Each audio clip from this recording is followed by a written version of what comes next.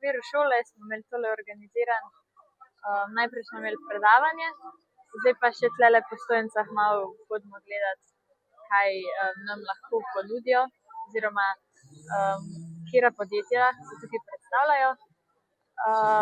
Zelo je zanimiv, ker se vsak trud nam čim več povedati. Se mi zdi, da se pol tako tudi lažje odločiš za kakšno pot. Ker nam je šola dala neko možnost, da lahko se udeležimo tega. Nimamo pouka zdajle, zato da smo lahko tukaj, da si lahko vzamemo čas, da si vse ogledamo in v bistvu se jim vidiš neke možnosti, ki ponujajo za zaposlitve, kar je tudi zelo fajn.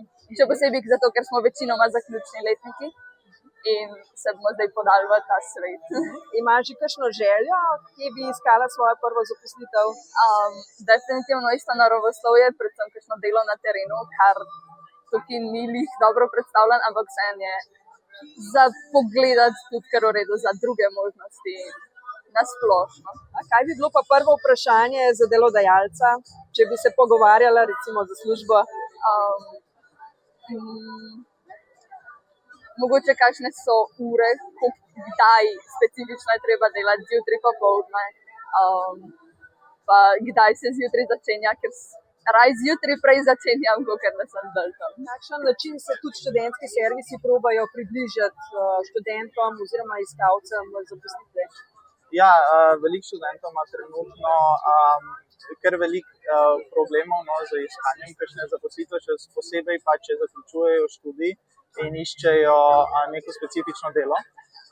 Tukaj pridemo tudi mi nekako noter, pomagamo študentom na tak način, da jim predlagamo, kaj lahko iščejo, v kakšni smeri, mogoče kako se pripravi CV, pomagajo, delamo tudi take, bi lahko rekel, manjše razgovore, jih malo bolj spoznamo, jih vprašamo, kaj jih zanima, točno v kaj bi se oni usmerili za kariero in potem jim nekako na tak način pomagamo svetovati za podjetje oziroma kontaktiramo mi tudi podjetja. In potem, če se neka skupna točka najde za študenti in podjetji, potem oni dobijo tudi svojo zaposlitev, študentsko zaposlitev, kjer se lahko tudi potem sami zaposlijo, če vse gre po planu. Drugače pa ja, svetujemo jim vsem v bistvu. Ena na ena ali gre mogoče za neka skupinska izobraževanja? Ena na ena, mi jih tudi lahko pokličemo, jih vprašamo, če iščejo kakšno zaposlitev, ker veliko študentov mogoče ne ve, a bi se mogoče iskala ali ne, in jim lahko mi ponudimo, mogoče imamo pa to podjetje pa išče tukaj, in jim nekako predstavimo ta podjetja, ki dejansko iščejo študente, in jim tako na tak način pomagamo.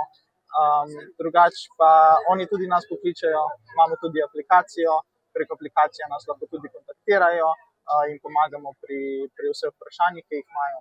Tako da, če se obrnejo na nas, jim probamo res pomagati, kar se da. Hvala lepa.